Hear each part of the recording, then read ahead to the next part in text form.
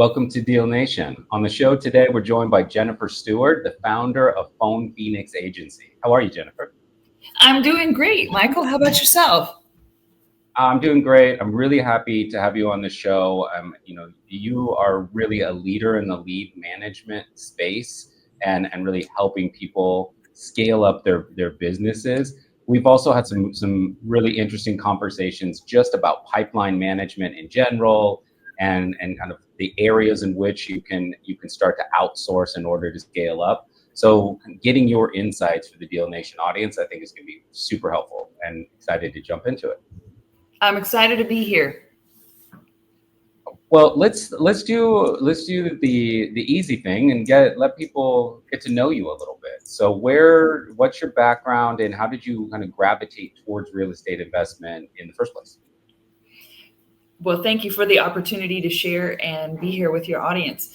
So I was a psychology major in college, and your options for being a psychology major is usually we're around $40K a year at best, right? And I became a mother.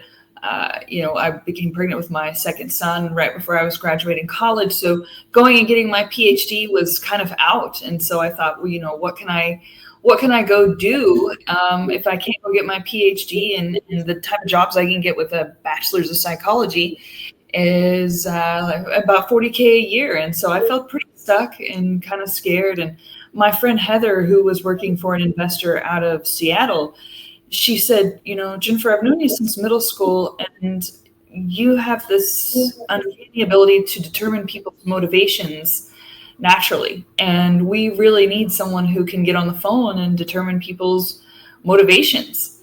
And I thought, okay, great. How much does it pay? She said, $5 an hour. And I thought, you'd be kidding me, right? Why would I want to do that? We need you to be really emotionally intelligent and to be able to understand the nuances of conversations. We're going to give you less than minimum wage. Yeah, exactly. However, there was a level of duress at the time that even made that appealing. We were on the other side of the real estate spectrum, and our rent was going up in 2015. Okay. Our rent was going up, and it was going up another $200. And that was enough to where my husband at the time, that would have forced us to move in with my mother-in-law. And as a mom with two children, obviously I didn't want to move into my mother-in-law's house. And so making that $5 an hour for 15 hours a week allowed us to stay in that crappy apartment that we lived in. And so I took the job. at $5 an hour talking to sellers over the phone, because that's they were paying the overseas VAs, right, to do this work. And they said, we need you to do it now as an American for $5 an hour. And besides, you don't know what you're doing anyways, Jen. So, and I did not. I was terrified and terrible at first, even though I feel like I did have natural talent for it. I required training. I required patience like everybody else. And then eventually I got really good at it, and I got up to a whopping $15 an hour. And I think I topped out at $22 an hour making these calls.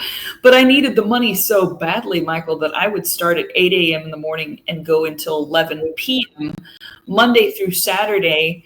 And I, at that point, was working for about 7 different investors. I was quite popular for what I did because I had become really good at it. And then I had more clients than I could possibly work. And so I duplicated myself. I brought on my first team of 10 and I trained them up. Some of them sucked. I wasn't as good at hiring then, right? And so all those guys, except for one now, are gone. But over time, I got better at hiring. And I was able to hire 3 really good people who then brought me 3 really good people who then brought me 3 really good people, and so on and so forth. And so now I have 212 workers in my agency all around the world. So I have them in, of course, the Philippines. I used to have them all in the United States until COVID because of the extended unemployment. Most of them went and got on that extended unemployment. And I lost them, even though I had literally at that time 300 jobs to pass out.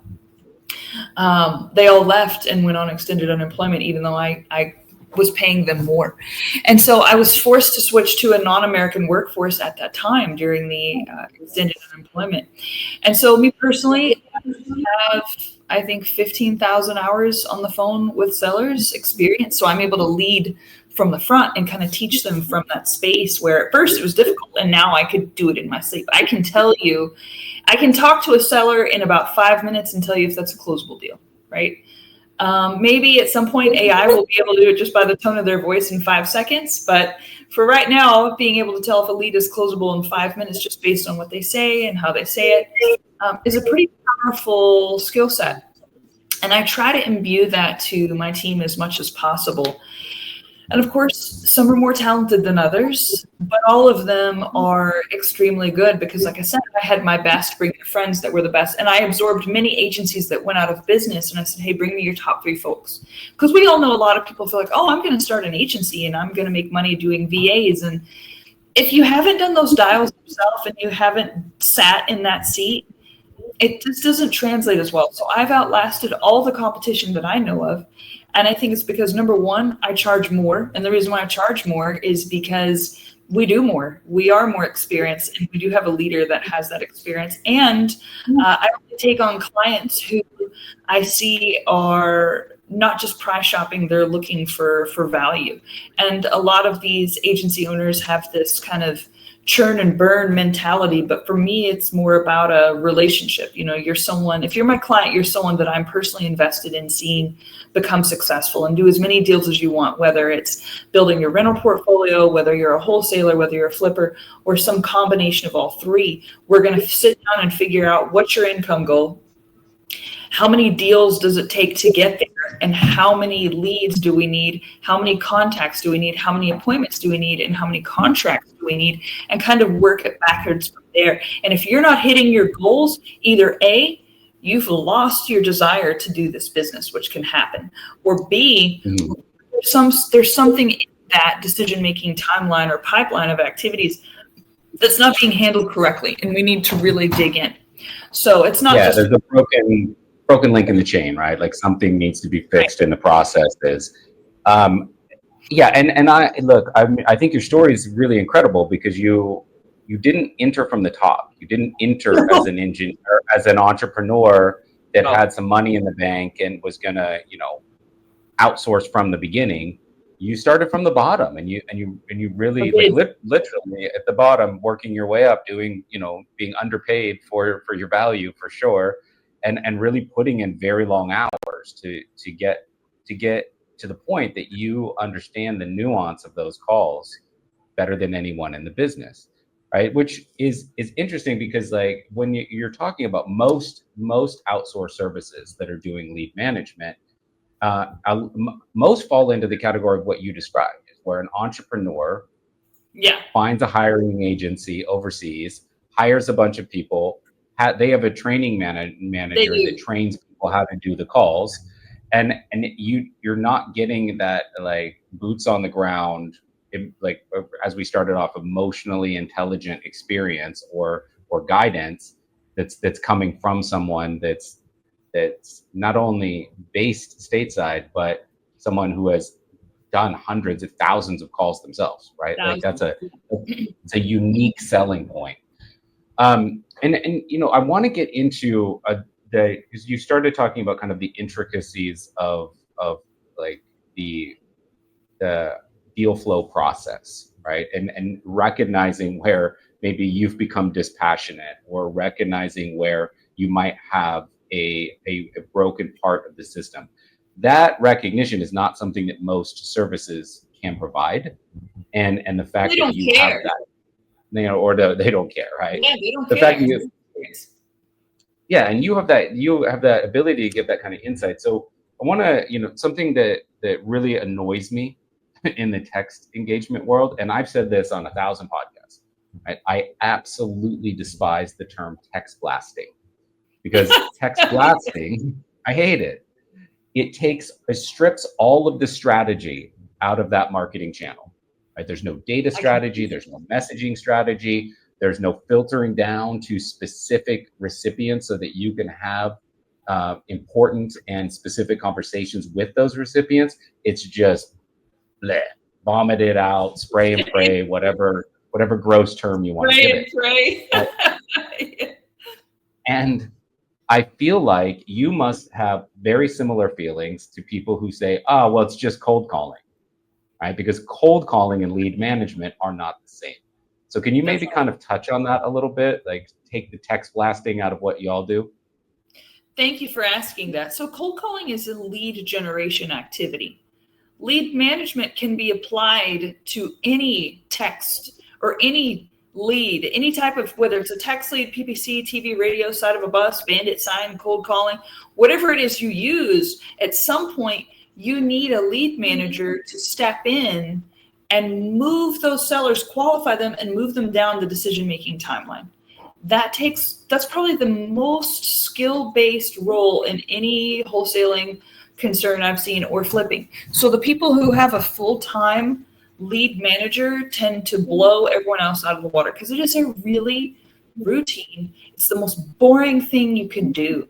I would rather do push-ups. I would rather watch grass grow than have this routine of talking to sellers. But that was my W-2 job, right? So I had to get really good at it. At one point, someone hired me on a W-2 basis to do their lead management. And I did that for 3 years.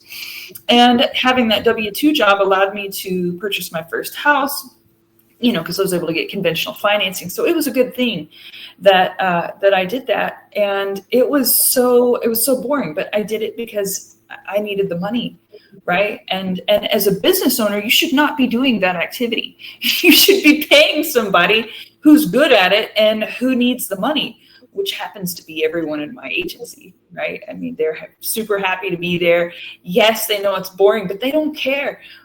Some of us don't care that our job is boring because we're grateful for the lifestyle that it affords us. I mean, we're doing it from home. So I could take my laptop to the beaches of Northern California where I like to go, and I could do it from there. It doesn't matter where you do it from, right? And so the freedom it allows you makes up for how boring it is. But it does require an intense skill set, to your point.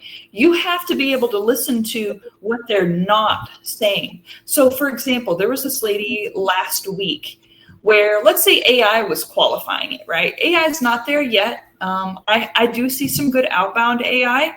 And of course I see some decent inbound AI, but lead management still requires a human touch for right now. Of course you can do lead management, you can do lead follow-up with texting, et cetera. But for example, here's this conversation. This lady, she says, I don't really want to sell. You could hear this hesitation in her voice. So one of my callers, because, I have to do quality control and listen to the calls on occasion, right? And she says, I really want to sell. And my caller was able to pick up. So if AI listens to that, then AI is going to hear that. All they're going to hear is that she just said she doesn't want to sell. They're going to go, I understand that. That's what AI is going to say. Yeah. But a human's able to hear that hesitation and go, it sounds like maybe you do want to sell, and maybe there's someone in your life who doesn't, right? I mean, that takes a huge amount of experience to be able to hear that intuition. Same thing like if you're a cardiologist, you're listening to a heart. So, we're not trained, so we listen to a heart, we just hear a heartbeat, but a cardiologist can hear a leaky valve or maybe fluid around the heart, right? I mean, you get that experienced ear that can hear things with these sellers that people who are not trained cannot. So let's say we're calling on one of your text leads and we'd say, hey, have you been thinking of selling for a while or kind of just since you texted us? That's our first question. And the reason why is because if they've been thinking of selling for a while, then they're more likely to sell. So that's why it's our first question, right? Because we want to know, number one, how closable is this lead? If they say, oh, we've been thinking of selling for a while, and especially if you hear something specific, we've been thinking of selling for a while ever since, we have these new neighbors next door that steal our water from the water hose and ridiculous stuff like that, right? And so you're listening for that specificity. So lead management is getting deeper and having those conversations to see really when do they want to sell and why. When and why, I would say, are really the big questions for lead managers. Whereas at cold callers, the main question is, do they want to sell at all? Do they want to sell? Yeah. That's a cold caller's job. Lead manager is basically when and why. And that takes a lot of skill to dig into the why with a perfect stranger. So you have to ask extremely calibrated questions like what I just did. Or let's say a text lead comes in and we say, were you still thinking of selling, or it's already under contract? There's a reason why I used to, as lead manager, I used to call them and say, hey, you still thinking of selling? And it gives them an out. They're like, no, we're good. No, no, I couldn't feed my children with people saying no to me all day. So I had to get creative. What can I say with psychology background? What can I say to keep these people on the phone? To really get the information, because they're just intimidated that I'm a stranger calling. That's it. And I'm like, are you still thinking of selling, or are you already under contract? So psychologically, their emphasis is to push back on you. So whenever they say, no, we're not already under contract, then you say, great. So how soon would you like to sell, right? So it makes the assumption that, well, if they're not already under contract, then they do for sure want to sell. And you just ask an assumptive question based on that and keep the conversation going. You don't give them an opportunity to give you an out, or to give them an out, because then you're off the phone and you're hosed, you're screwed. You just lost a lead, right? So that's where this serious skill set comes into having these conversations. It is a highly, highly skilled, and like you said, very underpaid. And people come to me like, oh, Jen, at $13.50 an hour, that's expensive. I'm like, try not having a good lead manager and staying where you're at. That's infinitely expensive. It's like, if you're not making it, I mean, think about everyone who has a full-time lead gen person, a full-time lead management, full-time acquisition management, and full-time dispo. What do they make that I mean, I know a ton of these guys, so I'll let you answer. How much do they make per year? Those people that have that level of business are usually running 7-figure annual businesses. Exactly. They're making over 100K a month. But here's the other really important thing about this, right? How many hours a week are they dedicated to that business once they have that system in place?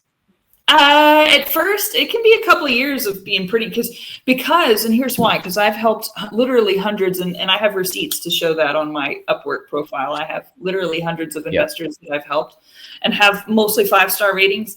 So I've seen a lot, and I've seen what makes people successful and what doesn't. And unfortunately, those people who make 7 figures usually have to go through a couple of years of putting the wrong people in the wrong place. So eventually they have a good discipline manager. Once they really get it dialed in. Yeah. Once they get it dialed in, then they're doing ultra marathons. Then they're totally. going. That's my point. Is most 7-figure business owners I know that have, well, not most, all 7-figure business owners that I know that have gotten through that transition period, and they have really good systems in place, work anywhere on that $1 million plus a year business, if not multi-million-dollar a year business. Exactly. They work on average 2 to 6 hours a week on their business, on their real estate business. Just don't tell 6 hours a week. So as soon as here's an inside pro tip. Once your staff knows that, you're in trouble. So one thing I like about running a virtual business, my team doesn't know how much I work, right? Yeah. If they did, they would probably be upset. I put in my time, so I don't feel guilty about it. I paid my dues for years and years and years, right? But that doesn't matter, because the people who just showed up, they didn't see that. They just see you living this life of leisure. They would see me, my mornings are spent, just between me and you and your audience, my mornings are spent with personal training, meditation. I sleep late. I eat breakfast in bed. Then I have to do physical therapy for my broken ankle. Then I have a few hours of meetings. I take like a 2-hour bath a night. It's ridiculous. I mean, my life is ridiculous. No, that's wonderful, though. It should be that way. And like my argument is, look, you started at a $5 an hour job, right? And everything in real estate. In 2016, by the way, we're not talking about 1995 here. We're not talking about 1985. Sure. We're not talking about 1975. We're talking about 2016. Yeah, and look, everything in REI is a process of filtering down, right? So like if you just look at what launch control does, and you send out 10,000 messages, you're doing that to filter down to the 20% of those that are going to raise their hand in some way and show willingness to communicate via text.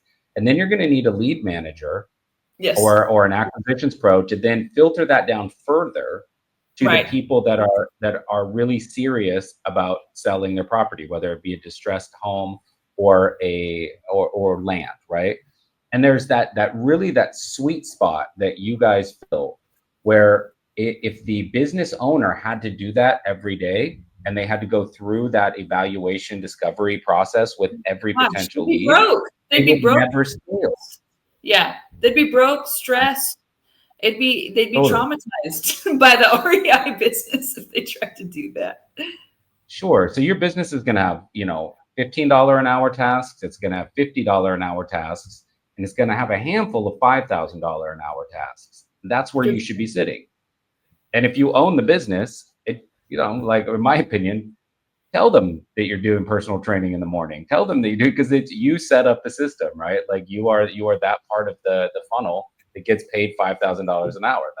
That's what your role is. But you get resentment. So I learned to just be modest and hide my lifestyle from my staff. And I would recommend all business owners maybe do the same, because you get mutiny in the ranks, in my opinion, no matter how much they respect you.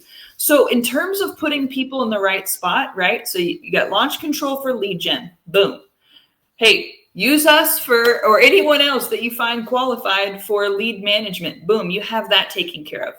Dispo, that's where a lot of people have to bring in Americans, right? But I know a lot of great overseas folks who do dispo. We don't specialize in dispo. We have a couple of people who do dispo, but that's not what we specialize in. I'm sure there are people who just specialize in dispo. And then the really sneaky Good. Yeah, you would know them, I'm sure, right? Oh, that's right. You told me about how you guys have your dispo services. I had forgotten about that. Yeah, that's perfect. Okay, so then use Michael for that resource. And then acquisition management, that's where it's a little bit sticky. I don't know anyone who has a big house full of acquisition managers. I think there's some Egyptian companies that have acquisition managers. I don't know of anyone who's been successful with them, but that doesn't mean anything. And I'll tell you why. People who are truly successful don't usually share their resources. So for example, my clients that are happy, you don't really hear much from them because they don't want to share. But the clients who are the minority who aren't happy, they're super loud, right? So the happy ones are quiet because they don't want to share. So just because I haven't heard of anyone doing deals with these Egyptian acquisition managers doesn't mean it doesn't happen. It just means that they probably actually are making money and they don't want to tell anybody that that it's working for them, Yeah. So in terms of those, like the few that are unhappy, right? In my opinion, in most services that revolve around their real estate investment business, that usually comes down to the client not understanding what the Goldilocks zone is for those services. They either underutilize the services and are not getting as much out of it as they should, or they have unrealistic expectations of what that service should deliver or how far they should take leads down the sales conversion pipeline. So can you touch on that as far as lead management of like, what is the Goldilocks zone? What does your team cover? And then what should the investor have to expect to gap fill either before or after your team is involved? That's such a brilliant and intelligent question, and I'm genuinely glad you asked. And it shows you have some sophistication in the business to be able to even ask that question. So thank you for that. So where we want to pick it up is after someone has raised their hand, like you said, right? We have to filter down. Many people at this point, they've raised their hand, and we need to determine, is this a closable deal?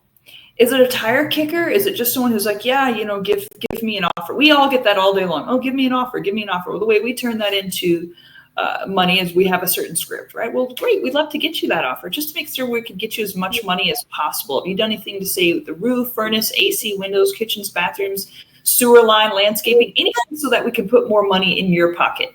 Now, notice I go through that quickly because if I did it slowly, roof, furnace, AC, they're click. So I do it quickly just to kind of jog their memory.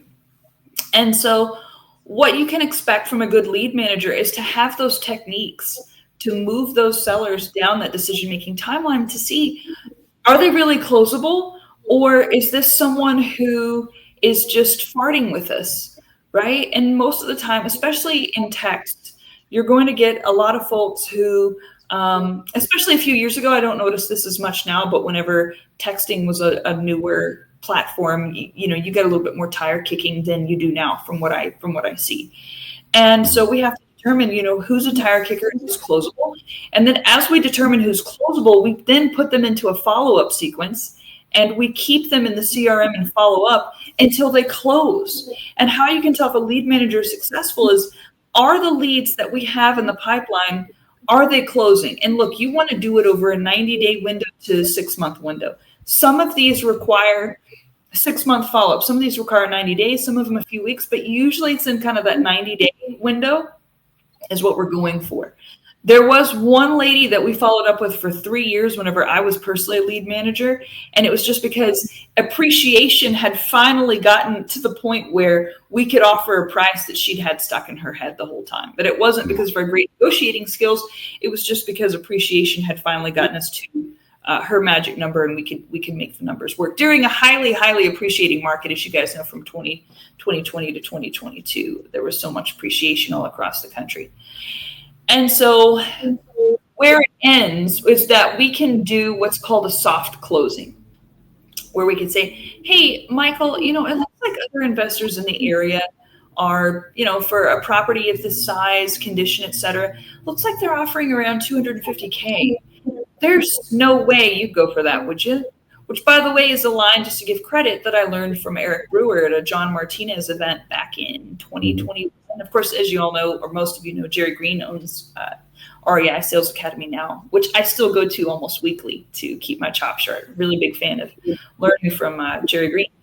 And so, but he doesn't do lead management, right? He does acquisitions, which is a really important piece. And so I want to keep my chops sharp in acquisitions. The reason why I don't have an acquisitions agency, Michael, is because by the time people are good enough to do acquisitions, they don't need you anymore. They're not going to stay in-house unless you've got them on W-2 and golden handcuffs. That's what I've seen. Now, I could be wrong. I'd love to be corrected on that. I'd love for someone to say, no, John, I've got this foreigner on a 1099 basis, or I've got a foreigner through an agency and they're closing deals for me left and right. But literally in my 10 years of doing this, no one has told me I have a foreign VA who's closing their butt off and just getting all these contracts signed. Everybody starts to make money at that point. I mean, they may, there's a few cases I've heard of, like, just exceptionally talented VAs that got put into like a commission-based role and they started making actual US dollars. But those are the golden handcuffs that you're referring to, right? Like they're making actual money and so they'll stick, right? But yes. But yeah, otherwise you're going to get tons of turnover. Also, like the acquisition side of things, when you're there's a certain part of lead management where you're just really getting to motivation, timeline, making sure people understand the alternatives, where there's that conversation is a conversation that is a somewhat similar conversation business to business. But if you're in an acquisitions role, right? But if you're in an acquisitions role and you work for a company that does wholesaling, wholetailing deals, the person is licensed. They do novations. You have to really understand the intricacies of exit strategies of that business. And, you do. And so specific to the objectives of that individual business. You're exactly right. I would love to have a big cadre of acquisition managers. My routine would look a lot more luxurious than it does now. It would be. It's already pretty luxurious. I wouldn't be in North Texas, right? I'd be on the California beaches like I'd like to be. That's the eventual goal. But you have to be pretty dang wealthy to just, not care that your tax burden is California high, and I'm just not there. So, in fact, I know many people would kick my rear end if I moved there. It's like, Jen, just the taxes alone, what are you doing? But that's where I'd like to be, right? If I could have 300 acquisition managers and just closing deals all day, and our agency is taking a piece plus God, that'd be great. And so if it could be done, I would have done it. It's just that it requires a much higher level of sophistication and people who are that sophisticated. It's kind of like the same reason you don't keep chimpanzees or octopus as pets. They're too smart. I'm not trying to be irreverent or silly. It's just the case. people who are that smart don't lend themselves to being in an agency setting, right? And I know that's probably a horrible thing to say, but it's true. I would love for some of the people in my agency, I've tried to push them to be acquisition managers. Some of them are really smart and they just push back. And it just proves my point that, that those types of people, they just acquisition managers, they know what they have and they don't need to be in an agency. So. Yeah, absolutely. So what's your avatar client? Like, what's the perfect time for someone to get involved with your team? And then how would you like to see them grow once they're in the fold? Great question. So I've been able to take people from their first deal to 10 deals a month consistently for people who will actually put the pieces in play like I described, okay? Lead gen team, totally separate. Lead management team, totally separate. Acquisitions manager, good luck. You're kind of on your own there. You need to probably close on your own at first, and then golden handcuff a good, smart, young or older, American. I've seen some really some retiree guys do a really good job, right? And gals too. Don't sleep on women acquisition managers. They just don't put themselves out there as much. Right? Like one I know named Brenda Hunter. She was with Jerry Green forever. And Jerry Green trained some really awesome women in acquisitions, but again, they're captive to him, right? They're W-2 employees for him. So don't sleep on women. They're good ones. They're just quiet, right? And then get your inspo piece. So if you do your first deal, take that money and put the right people in the right seats, right? Keep putting them, I know this is so hard, but keep putting money into your company until you have the right people in the right seats. And then you're going to be doing 7 figures, right? Yeah, absolutely. Because it's how much of, it's always a question of volume, right? Like if that, you said you've taken people from 1 to 10 deals. 1 to 10 deals.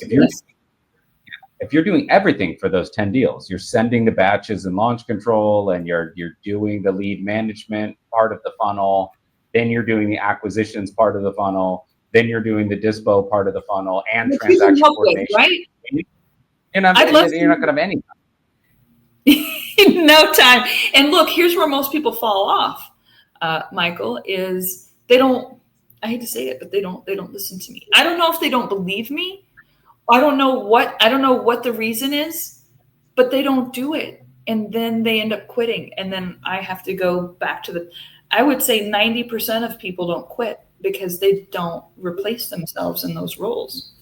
And they get exhausted. I've had maybe 4 people quit on me just this week. And one of them, he's been with me for 3 months, and he never separated the lead gen from the acquisitions management. He wanted my acquisition managers doing lead gen too. Hey, I'll take your money if that's how you want to use my people, but you need to separate the two. And then he was trying to do acquisitions and dispo himself and kept his day job. So keeping your day job is also another hazard. I recommend you keep your day job, but if your day job gets in the way, then at some point you're going to need to let it go. Right. And so I had to let mine go, and it wasn't fun. And I thought maybe I was being irresponsible. But if you really want to make 7 figures at some point, you've got to drop that day job. You have to. And he kept his day job.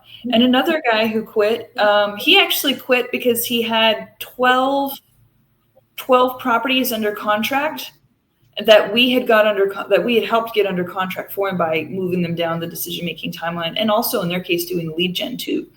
Because what we talked about off camera is we do cold calling, but our main piece that we do is, lead management. Mm-hmm. And he had 12 deals under contract as a wholesaler, and he quit marketing because he said he needed to dispo them. Don't turn off your marketing, guys. Never. Don't turn off your marketing. Get a dispo guy. Don't quit marketing so you can go do dispo. That guy, he's going to be lucky if he doesn't fail. Respect to him. No, it's a great point, and it's something that happens often. All the time. We see it at launch all the time. People shut off their marketing because they've gotten too many deals coming in. That is not something that you should be dedicating all of your time to. Like there are solutions in place for that. So like if you an important thing to kind of keep in mind too, and I know this is hard, but this business is really, it's a quarterly or annual income business. It's not a daily, weekly income business. We're not selling t-shirts. So you can't, they're like, well, last week I sold 200 t-shirts and this week I sold 400 and we're looking like we're going to sell 600 next week, where you're seeing the income come into your Shopify account every day, right? Like you're not seeing that big chunks of income that come, a little bit more intermittently. But if you shut off your marketing, then you're starting over all the time, right? Yep. So you're guaranteeing that you're going to go into the next 3 months not knowing when the next deal is going to come until it does. Whereas if you keep your marketing going, you gain consistency, right? Exactly. And I direct with some of them who I feel like it can handle. I said, if you do this, you'll be out of the business in 6 months. No, Jen, I just don't want to run out of money. I'm not so expensive you're going to run out of money. And if I'm that expensive, you really need to look at your margins and lock up your deals deeper. And to your point, if I took my business on a day-to-day basis without being macabre, I would have blown my brains out a long time ago. I do have to look at it on an annualized basis because there's so many days where it's nothing. I'm working, and there's nothing. And then all of a sudden, boom, boom, boom, boom. But I have to keep putting in that daily activity, that expenditure. And by the way, I want to say that painful expenditure, because sometimes it feels like everyone's making money but you. Can you please be a little bit for me?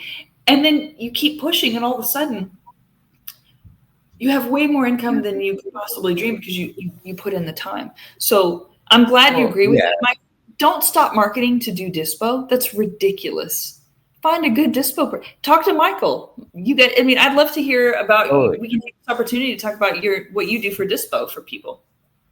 Yeah, we'll talk about that in just a second. I do want to highlight something. In my experience, it's the first maybe 6 to 12 months that are the most intimidating, really, for investors, because I know investors that within the first 6 months have made $500,000, just came out of the gate absolutely on fire. Nice. I also know investors that in the first 6 months made nothing. And then suddenly in months like 6 through 12, they started to see the income coming in. They started to see the value of it, right? But I don't know any investors that are hit like that 18-month mark, for instance, that don't have some level of consistency now, right? Like at that point, if you made it that far and you got through that initial stages, you kept your marketing turned on, you outsourced when you needed to outsource, you started to grow a little bit of a team. Anybody that hits that 18-month mark is solid, and they've now got a business and a career that they can keep going for as long as they want, right? It's just getting past that scary starting point, And people don't understand this opportunity doesn't exist in other countries. This isn't a rah-rah America thing. This is a fact. You talk to any of your Australian investors, Indian investors, Chinese investors, this process does not exist in Australia. This process does not exist in Great Britain. It doesn't exist in Canada. So we have a golden, rare opportunity. And if you look back at human history, most of it's stratified enough to where you can't move up in class. I don't think that's something that we appreciate in the context of time that we were born, and also the country we're born. You can't move up in class through most of history. And even right now, there's no real way in other countries to do this kind of big transfer of wealth just through grit, hustle, knowledge, skills, and risk tolerance. We are so lucky, guys. Don't throw this away. Don't throw away this opportunity to really, really live the best life that we were put here on this earth to live, right? I mean, think about the difference you can make for people who, for example, one of my, and I want to give a shout out to Colleen Gallagher. She became paralyzed at one point. She was in a wheelchair, and she started virtual wholesaling and then landlording, and she was able to make enough money to go have these experimental treatments with stem cells in Mexico and Europe and these other places. Now she can walk again. So it's not just about Lambos, Ferraris, and big houses. It's about, treatments that are miracles and cures for someone who can't walk. Imagine being able to give that gift to someone else, or Augie Bilo with Share the Love and sending chairs to different countries all around the world. What a big difference mobility makes. I broke my ankle in February, and I had to be in a wheelchair to go to the doctor in public. And without a wheelchair, I would not have been able to go to physical therapy my first couple of times. And I'm lucky that for me, $200, spend money on a wheelchair, no big deal. But for a lot of places in the world, there is no Amazon, first off. Where are you going to get a wheelchair at? It's not like there's a wheelchair store in the middle of the African places and South American places. There's no logistical way to get a wheelchair there, even if you had $200, right? And they don't. And that's something we really don't even have a concept of in this country. And so when you make all this money, it's not just about you. It's about what you can give and share and empower others. I'm not talking about, handouts and enabling, right? Like the extended unemployment that I talked about earlier. Whenever I had to move all my staff overseas because people went on extended unemployment. I'm not talking about that. I'm talking about genuine empowering of others to help them get over a bump in the road so they can be stronger down the road, right? So it's about stumbling into the things that you're passionate about. Like, I've been lucky enough in my life to have been able to take extended periods of time off of work. And it's a gift I wish I could give to everyone, because when you aren't focused on like where's the money for the bills going to come from, where is, what am I going to do to cover my baseline expenses, and all of your thought going towards that one source of income that allows you to do all of those financially related things, be able to just sit back, go on a vacation, whatever, and then come back and go, well, what do I really want to do? Do I want to learn how to play an instrument? Do I want to get into charitable causes? Do I want to build affordable housing? Do I want to do nothing for a very long period of time? But having the freedom of choice to say, like, you learn a lot about what you actually care about when you have the time to care, right? So well said. You need to know yourself. Yeah. It's like you haven't even met yourself until you don't have to worry about that. Like, you don't even know who you are. And like you, I took 5 months off in a 12-month period, just traveling, via car through the American West and the Pacific Northwest. And what a cool place. I mean, all these places between the big cities, whenever you fly from place to place, you get this skewed vision in your head that the whole country is just one big city. But when you drive, you see that the city is the anomaly, not the norm. Our country, at least from Dallas going west, because I live in the Dallas area, it is mostly nothing still. Our country is still mostly pure raw land, or even we drove from here to Chicago for me to go speak. It's nothing but mostly land. And I don't think we have that perspective of how big and empty this country still really is. You don't see that when you fly from airport to airport. It's a big country out there, and most of it is still pretty lawless, which is crazy. There's no 911. There's no police. You're on your own for most of the country out west, and that was a really cool experience. Like you said, I wish I could give everyone 5 months off to just roam around and see all the beauty and grandeur of the national parks. And in terms of like entrepreneurial opportunities, I've looked into lots of different industries, lots of different entrepreneurial opportunities, and I've never seen anything that gives you the combination of really high income potential and really low time commitment that real estate investment does. Granted, like that couple of years that you mentioned where you have to like really get your processes in place, and you might have to do more here or more there. Sure, but when you come through the end of that tunnel, I mean, you're by any global standards rich, and you've got tons of time. Even by Dubai standards, yeah. Yeah, exactly. And so even like successful mortgage brokers, they make like $240K, or successful life insurance guys at $240, $250. that's kind of like, that's really making it. But for what we do, it's seven figures. And in my opinion, it's easier than college was. Now you have Yeah. real, I mean, college was really difficult for me. I mean, I graduated in the top 5% of my class. Maybe that's why it was hard, because I took it so seriously. But I feel like my life is less stressful running a business than it was in college. And I try to keep that in mind. But the difference is there are real things at stake running a business. I mean, if you've got 16K to 100K in marketing going out, you need income coming in really quickly, right? And so there is that. So there is real skin in the game. But in college, the skin in the game was, if I'm not successful, it's for me, then we're just going to stay extreme lower middle class. That's what really pushed me to do so well in college, was we were lowest of lower class, right? And people don't really talk about class, but it really is a thing that affects us all. And so if I was going to move up in class, I thought, well, I have to do really well in college so that I can then go get, an advanced degree. But you can do this without a degree, right? And so you don't have to put that much pressure on yourself, and it's more forgiving for mistakes. So with college, if you make a bad grade, that's there forever. If you make a mistake in business, that's usually not there forever.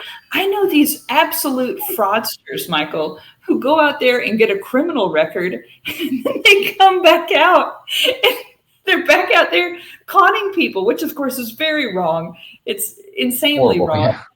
Yeah. I mean, but the point is that they get out of prison, they're just back out doing the same thing. In college, there was no, oh, I got a bad grade and it's going to go away. No, it stayed on your GPA forever. So business mistakes are forgiven. And the point is, if you can do college, you can make seven figures in real estate. Yeah, I mean, this came up. I was talking to Justin Silverio from Envelo yesterday. He's going to be the episode before yours. And Great. And this topic came up, and you're saying that, of all the entrepreneurs I know, especially the ones that have been in it for a long time, like everyone took big losses in 2008 and then came back wealthier. And then and then when COVID hit, like a lot of them also kind of saw a dip in their businesses and came back again wealthier. So kind of like, like when they showed the stock market charts where there's like little dips here and there, but the total projection is up, up, up, up, up. That's been their businesses, because entrepreneurials pivot, they change approaches a little bit, they find new pockets to make money, but it's never starting over. It's usually just stepping a few inches to the left and moving forward, right? So they've been able to have continual upward growth with just a couple of blips here and there. And like you said, like that doesn't exist in a corporate job, Like, it does. So what advice would you give someone who's struggling to pivot? Like they want to pivot, but they don't know what direction to go in. What would you tell someone who's in that spot? Oh, I mean, the real estate investment industry is the most giving industry I've ever been a part of. Like if you network the right way, you connect with people who said, like, come to someone like you, someone like me, and say, look, I'm struggling to pivot. Do you know anyone that can help? And I might say, well, what area are you in? Like, have you looked into doing the creative financing or novations or anything like that? And they're like, no. I'm like, I got a guy, right? And then I'm sure that whoever that I introduce them to that's great at those things is definitely going to be like, sure, kid, come listen, here's what you do. Like, the industry is so incredibly giving, and everybody wants everyone else to succeed. There's almost a weird lack of direct competition, where like everybody wants everyone to make seven figures. Everyone wants everyone to find their pivot. It's kind of a beautiful thing. And so if you're in that space, honestly, like don't go straight to YouTube. Go straight to the people in your network that you know. You're right. And tap into their network and get one-on-one advice, and you'll get through it. No problem. You're absolutely right. That's great advice. What would you say to someone who maybe they intellectually know how to pivot, but maybe they're a little burnt out and they're tired and they're like, I don't have one more pivot in me. I'm done I've pivoted and pivoted and pivoted, and I'm tired. I just want to just do the same thing for once, and I don't think I have another pivot in me. Well, I mean, look, if you've gotten to that point of success, you've got a little skin in the game, right? You've got a little bit of money. So, like you referred earlier to launch control having disposition Yes. solutions, and really, it's not that we as a software company do disposition. We don't. We have a great network of real estate investors that we work with, investment companies that we work with. So as a for instance, if you're an investor and you've just kind of tapped out the markets that you've been in, and you really want to get into new markets, but you don't want to put boots on the ground, and you don't want to train staff, and you don't want to go through all of that, right? So you use launch control to A/B test new markets that you want to stand up for your distressed property business. Then you hire Phone Phoenix agency to work those inbound leads, do the lead management process, and get to the point that their acquisition's ready. You pass that off to your acquisitions team, which it doesn't need to be boots on the ground. They just need to be good, right? So Right. so your existing team can handle that extra load. So you get them to process those deals. And then Launch Control has partnerships with New Western and OfferPad, both of whom will purchase properties and act as your buyer, right? So and in the case of OfferPad, they also have renovation services. So if you wanted to renovate and then rent and turn and grow your portfolio in a totally hands-off, an almost totally hands-off manner, you could. So it's basically just connecting the Lego pieces so that you don't have to touch the new machinery, right? Like the new system, you really don't need to touch it. All you need to do is network and connect so that other people can create that income stream for you Boom. using That's genius. I mean, it really is. That's genius, because if you're exhausted because you feel like you've pivoted and you've pivoted and you've pivoted, you don't have to reinvent the wheel. Like you said, you just network with those who are doing it and let them do it. And same thing, what I tell people with the lead managers, like, oh, I've tried this person, this person. I said, look, all you have to do is let me know what your CRM is and give me the credentials to get in. Pay your invoice. We do the rest. Like, that's it. Yeah, that's it. Pay your invoice.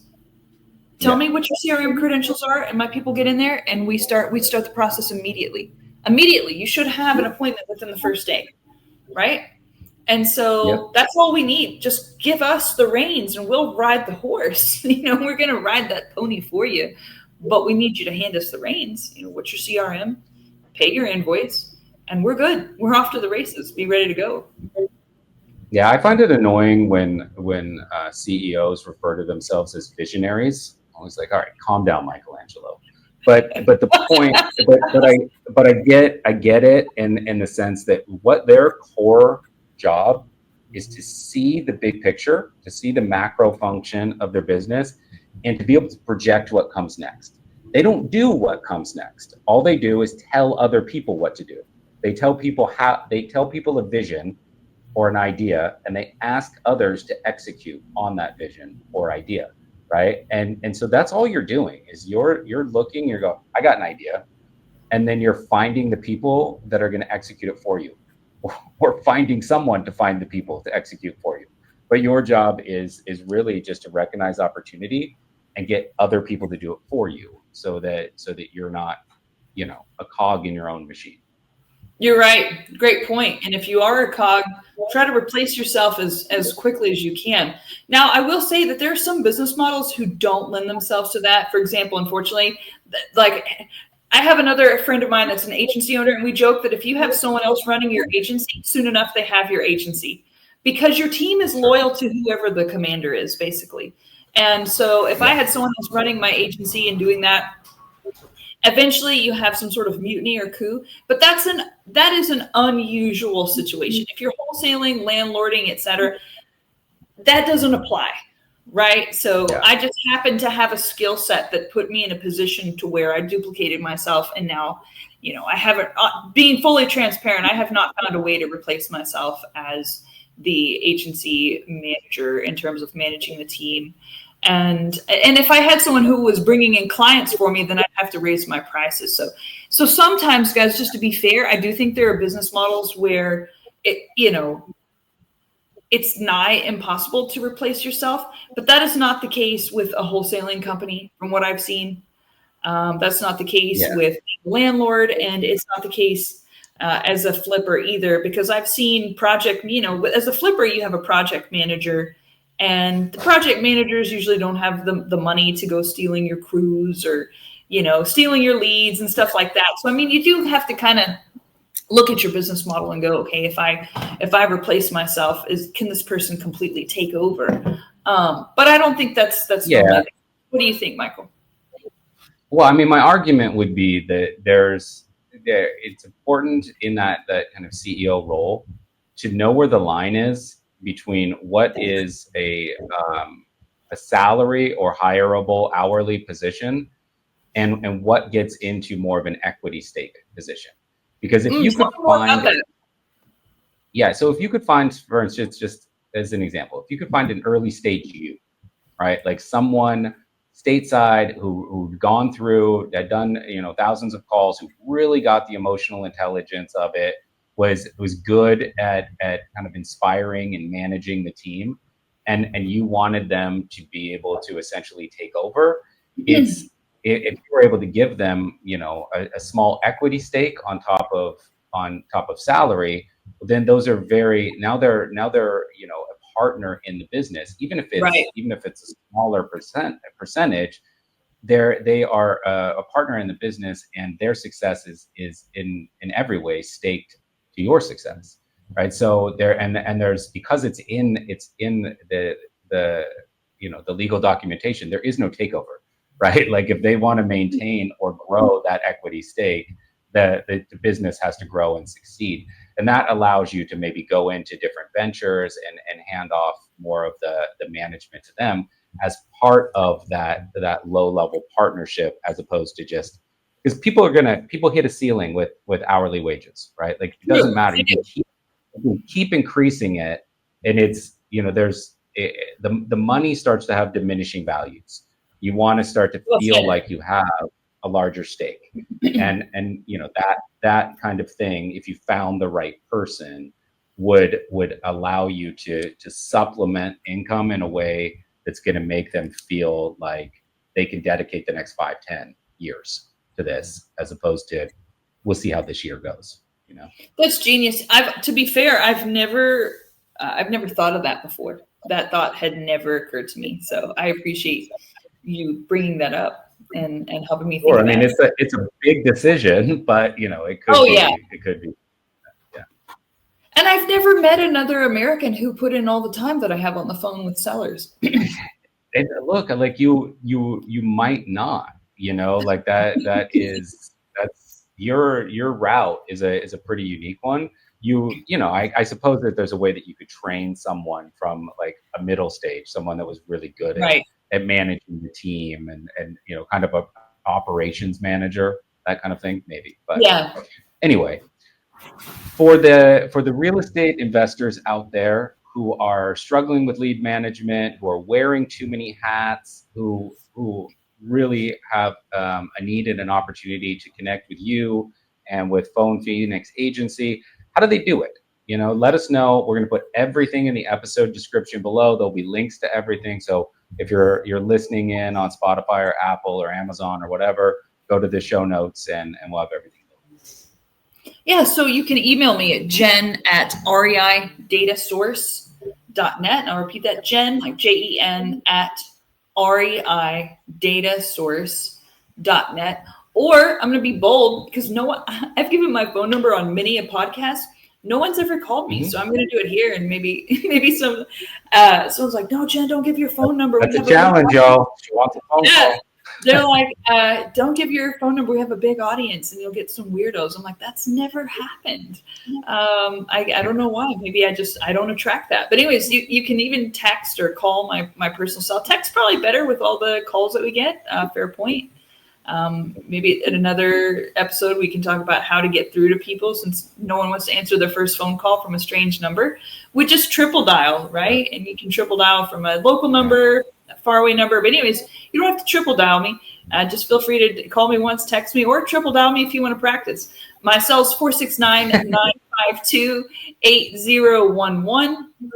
Again, that's 469-952-8011. That's my personal cell. And then you can email me, Jen at reidatasource.net. And I give up my personal cell because, like I said, I'm a relationship oriented person. I see it as a lifetime commitment to making sure that folks are successful. It's not just another number on our books. It's a person that we want to see become financially as free as we possibly can. Absolutely. All right. Well, I really appreciate it. I love the insights. I think this will be a great episode for everyone listening in. And yeah, to everyone listening, make sure you get in touch with Jennifer and her team and scale up our businesses. Awesome. Well, thank you for this. This has been very thought-provoking, Michael, and a real pleasure. Oh, my pleasure. Okay. Bye.